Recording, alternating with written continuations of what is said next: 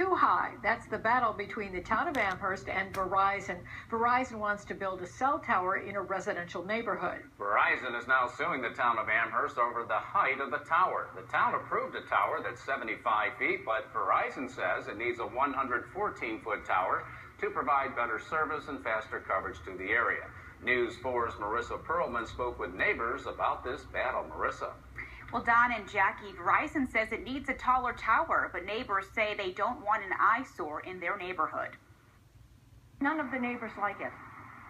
And we've talked about it and discussed it, and it just wouldn't do where we live now. Aggie Kittry has lived on North French Road for more than 40 years. She lives across the street from the Phoenix United Church of Christ, where Verizon wants to build the tower. Other neighbors say they also worry about a tower that high. A definite eyesore for the community. I would not like to see, look out my front window and see that huge thing up there and wonder if in 50-mile-an-hour winds that it might topple over.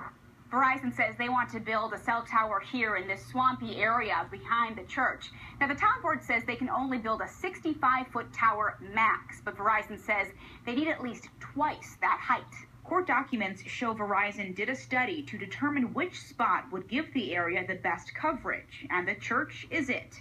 But the town says it has offered Verizon a dozen other options.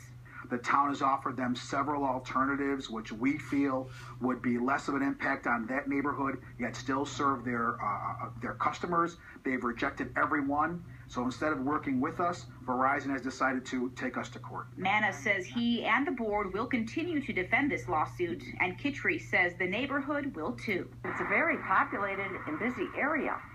Of all places to go put a tower? I don't think so. We reached out to Verizon and haven't yet heard back. Meanwhile, the town board meets on this issue this Monday. The two sides will appear in state Supreme Court on Wednesday. Live in the studio tonight, Marissa Perlman, News 4 at 5.